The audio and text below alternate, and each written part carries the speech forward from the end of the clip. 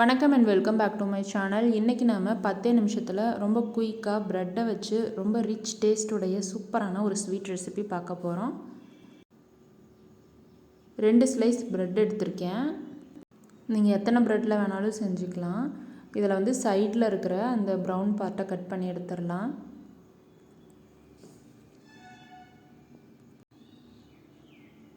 இப்போ இதை 4 கட் பண்ணிக்கலாம்.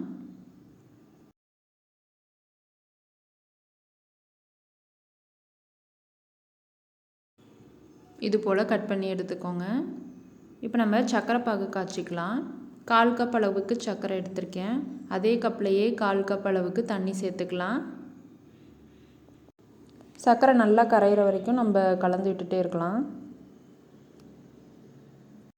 சர்க்கரை எல்லாம் நல்லா கரைஞ்சி ஒரு 5 நிமிஷம் நம்ம அடுப்புலேயே வச்சுருந்து அடுப்பை ஆஃப் பண்ணிடலாம். இப்போ இதில் ஏலக்காய் பொடி சேர்த்துக்கலாம். 1/4 டீஸ்பூன் அளவுக்கு ஏலக்காய் பொடி சேர்த்துருக்கேன். இப்போ நல்லா கலந்து விட்டுறலாம்.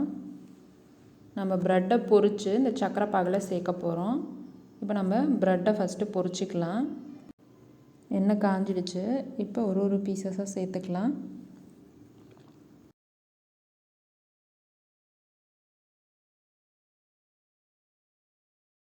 ஒரு பக்கம் செவந்ததும் இப்போ நம்ம திருப்பி போட்டுடலாம். ப்ரெட்டு பொரியறதுக்கு ரொம்ப நேரம்லாம் எடுக்காது. எண்ணெய் நல்லா காஞ்சிருந்ததுன்னா 2 நிமிஷத்தில் 2 பக்கமுமே செவந்து வந்துடும். இப்போ பாருங்கள், 2 பக்கமும் நல்லா செவந்து வந்தாச்சு. இந்த அளவுக்கு கோல்டன் ப்ரௌன் கலரில் வந்ததும் நம்ம எடுத்துடலாம்.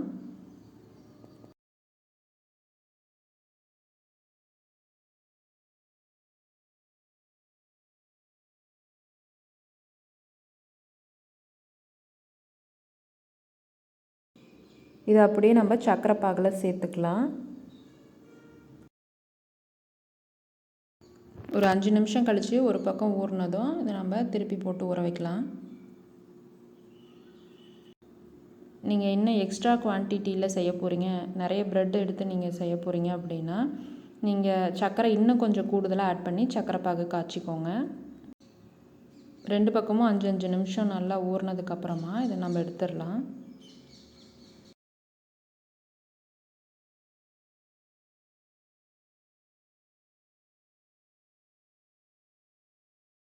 இப்போ நம்ம ஒரு வாணலியில் 1 கப் அளவுக்கு பால் பவுடர் சேர்த்துக்கலாம். இதோட 1/2 கப் அளவுக்கு பால் சேர்த்துக்கலாம். நான் சேர்த்துருக்க பால் காய்ச்சி ஆற வச்ச பால் தான் சேர்த்துருக்கேன்.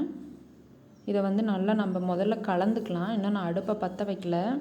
கட்டி இல்லாமல் இந்த பால்லேயே நல்லா கலந்துக்கலாம். பால் கம்மியாக சேர்த்துருக்கேன்னு நீங்கள் நினைக்கலாம். இதை நம்ம கலந்து விடும்போது பாருங்கள், இந்த அளவுக்கு நல்லா லிக்விடாக வந்துடும். அதனால தான் நான் பால் வந்து கம்மியாக சேர்த்துருக்கேன். இது வந்து நல்லா கெட்டிப்படுற வரைக்கும் நம்ம அடுப்பில் வச்சு காய்ச்ச போகிறோம். இதில் 1 ஸ்பூன் அளவுக்கு சர்க்கரை சேர்த்துருக்கேன். சப்போஸ் நம்ம பால் அதிகமாக சேர்த்துருக்கோம் அப்படின்னா ரொம்ப நேரம் ஆகும் கெட்டிப்படுறதுக்கு. அதனால தான் 1 கப் பால் பவுடருக்கு 1/2 கப் பால் சேர்த்துருக்கேன். அடுப்பை லோ ஃப்ளேமில் வச்சுட்டு இந்த மாதிரி நல்லா கிளறிக்கிட்டே இருக்கணும்.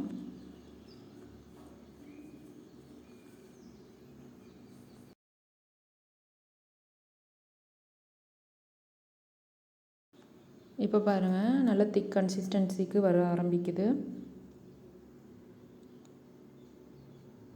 இந்த அளவுக்கு வந்ததும் நம்ம அடுப்பை ஆஃப் பண்ணிடலாம். நான் அடுப்பை ஆஃப் பண்ணிட்டேன். இப்போ இதை நம்ம தனியாக ஒரு பாத்திரத்தில் எடுத்து வச்சிடலாம். இப்போ நம்ம சர்க்கரை பாகில் போட்டு ஊற வச்ச இந்த பொரிச்ச ப்ரெட் துண்டு எடுத்து இது மேலே நம்ம எடுத்து வச்சுருக்க இந்த கோவாவை சேர்த்துக்கலாம்.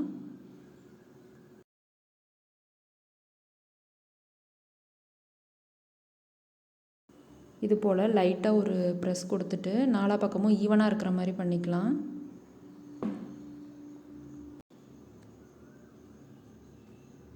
இதே போலயே எல்லாமே செஞ்சு எடுத்துக்கலாம்.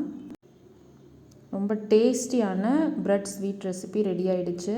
இது மேலே நான் டெக்கரேஷனுக்காக பாதாம் வந்து கட் பண்ணி சேர்த்துருக்கேன். ரொம்ப சூப்பராக இருக்குது பாருங்கள், பார்க்குறதுக்கே சாப்பிட்றதுக்கும் ரொம்ப டேஸ்டியாக இருந்தது.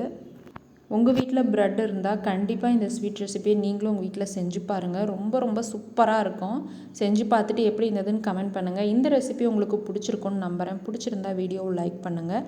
நீங்கள் இன்னும் நம்ம சேனலை சப்ஸ்கிரைப் பண்ணலைன்னா சப்ஸ்கிரைப் பண்ணிவிட்டு கூட இருக்க பெல் ஐக்கானை கிளிக் பண்ணி ஆல் ஆப்ஷனையும் செலக்ட் பண்ணி வச்சுக்கோங்க. தேங்க்ஸ் ஃபார் வாட்சிங்.